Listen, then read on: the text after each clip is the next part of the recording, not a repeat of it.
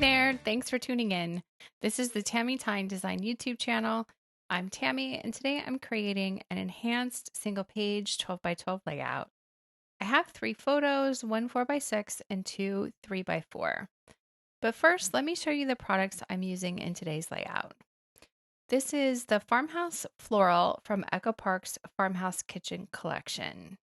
The yellow gingham is from Fresh Picked by Photoplay. And this green polka dot is from Summer by Cartabella. And the background for my layout is this gorgeous wood grain from Echo Park's The Story of Our Family collection. I'm also adding in 1 sheet of aqua tone-on-tone paper from Avery L. This layout has a good mix of papers by different manufacturers. If you're interested in how I select my pattern papers, check out the description box below for a free resource where I talk about this kit and many others. I have some alphabets for my title from American Crafts and October Afternoon, and a set of Saturday morning word stickers also from October Afternoon. This layout will tell the story of breakfast and pancakes, and I know that I want to use this sticker right here. I still have some pieces from the ephemera set from that same collection too, which I'll show you shortly.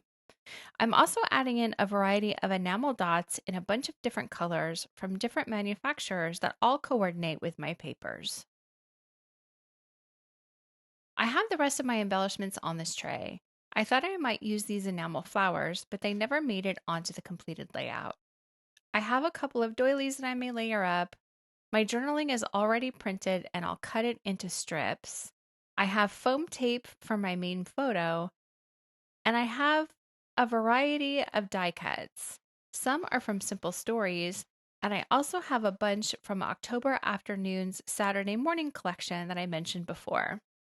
I also pulled other random bits and pieces from my stash, and I made some word blocks that I printed out and cut with my Cameo 4.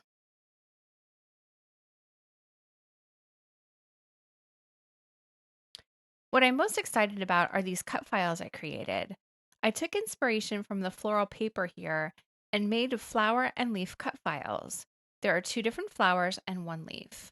I cut them in all different sizes with my Cameo 4 in American Crafts white cardstock. To get the watercolor look, I used Distress crayons from Tim Holtz. I used several different colors that coordinated with the papers. I love how these turned out, and I cannot wait to use them on this layout. This year, I'm all about finding cool ways to dress up plain cut files, and this technique was really fun. Okay, I think that's all I have for supplies. Oh, and I do have a rough sketch of what I'm planning.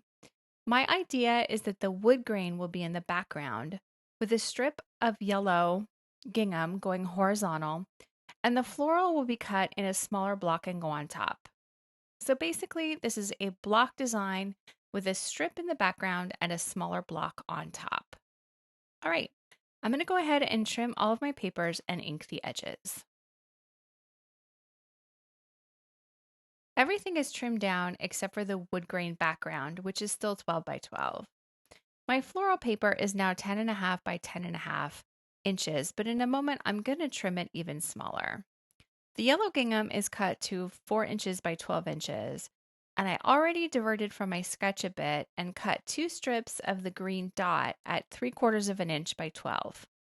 These will go behind the yellow gingham in the background. I think I want my wood grain going in a horizontal direction because the yellow gingham will be horizontal in the background. Once I added the floral on top, I realized I wanted to see more of the wood grain.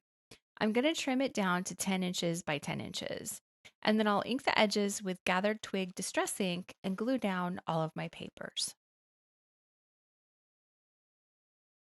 And here's my layered background of a block with some strips on top of a bigger block. It's very close to my original sketch. The only thing I added was the green strips on the top and bottom of the yellow gingham paper. As always, I do provide a sketch of all of the layouts I share here on YouTube. Check the description box below for a link to download it if you're interested. Here are the photos I'm using for this page. My 4x6 will line up vertically in the center, and I'll put one 3x4 photo on each side. I don't draw my rough sketches to scale, so you can see when I put my photos on the layout, the spacing looks different. But that gets fixed when I make the sketch of the completed page that is to scale. Now that I have my photos lined up, I think I want to map my larger photo, so I'm going to grab the green polka dot paper, cut a mat, and ink the edges. Do you like to ink the edges of your papers? I know some people don't. I do add inked edges on most of my layouts, but other times I like to keep it clean. For me, it just depends on the style of the layout. In this case, I think the color of gathered twigs ties back to the wood grain paper. I think the ink also helps tie all of the papers on the layout together. It takes a little extra time, but I don't mind. I'm going to line my photos back up and make sure I'm placing them so that you can still see a good amount of the yellow gingham behind them. I'll keep fussing around, but these look pretty good to me.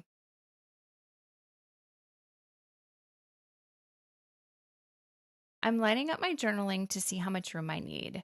Most of the time, I print my journaling on my home printer double spaced like I did here so that I can cut it into strips. I have a mini guillotine cutter that's perfect for this job. The reason I usually prefer strips is that I can stagger them when I glue them down, leaving room for embellishment or maybe to hug a title. I like the way the staggered strips look, and it can help add movement and break up other blocks. My journaling will go on the bottom side of my main photo, but I may need to leave some room for embellishment. I'm going to glue down my photos because I don't want them to be moving around on the layout as I work. However, later in the video, I'll put that main photo up on foam tape. And then I started to get ahead of myself by playing with the doily placement. That made me realize I still needed to cut the Avery L Aqua Blue paper. I didn't know how much room I needed yet, so I'm going to put my title on some wax paper.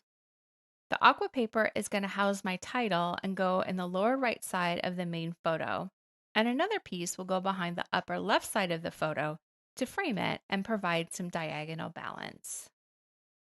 I always have wax paper in my studio.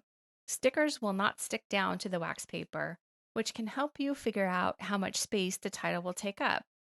Since it's transparent, you can see through it and make sure your title looks good before you stick it down. And now I can move on to my title. Because stickers don't always stick the way they should, I always add wet glue to each letter. And if I ever forget to do it when I'm filming or making my layout, I will go back after I'm done and add it before I put my layout away. I like how the aqua paper provides a matte and a contrasting color for the red thickers. And there's just enough room here under the word pancake to add the teal letters that spell out tradition. The doily is going to work now because I will build a visual triangle from the doily to my red title and to the red flowers I will add later. With my journaling strips set up, it's time to bring in the flowers. Embellishing is by far my favorite part of building a layout. I have all these flowers in different colors and sizes. It will take me a few minutes to play and move things around until I'm happy with where everything is. I do want to add a red flower above the journaling strips to complete that red visual triangle. Other than that, there's no rhyme or reason to where I'm putting anything other than I like how it looks. I do try to add a little of each one of the colors to each of the 3 floral clusters as I continue to work. The story of this page is that when my husband and I were dating, he would make me pancakes every weekend. Our dating story is a little bit different because we met in early 2020 and just kept dating straight through the lockdown. Pancakes on the weekends were always a highlight for both of us, and we took turns coming up with crazy flavors to add to the pancakes. Sweet or savory, we tried it all. Pancakes on the weekends turned into a tradition that we still enjoy today. Not every weekend, but whenever schedules allow. I'm pulling all the ephemera and stickers to see what else I can add. I made my own word blocks using the print and cut feature and my Cameo 4. They say sweet, savory, and it's all good.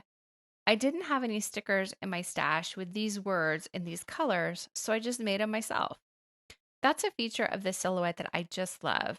I'm pretty sure you can do the same thing with a Cricut, but I don't have a Cricut anymore. There will be 3 main clusters of flowers, but I'm also going to add a small cluster of die cuts near the title.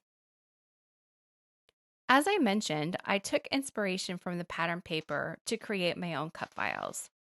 I usually cut everything with white cardstock because I can customize.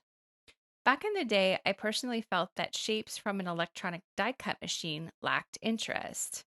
I think that manual metal dies have gotten much more interesting. Now we have layering dies and divots that can emboss lines, but the electronic machine die cuts can still be pretty basic. I'm on a mission to show a variety of ways to dress them up. I took Distress crayons from Tim Holtz, coloring the crayon directly on a nonstick craft sheet, adding water with a paintbrush, and brushing on the color to my white die cut. I added multiple layers of watercolor when I wanted a darker look. You don't see me doing that here because when I'm ready to create my layout, I want everything to be ready to go. I took time yesterday and just worked on my die cuts and gave them plenty of time to dry.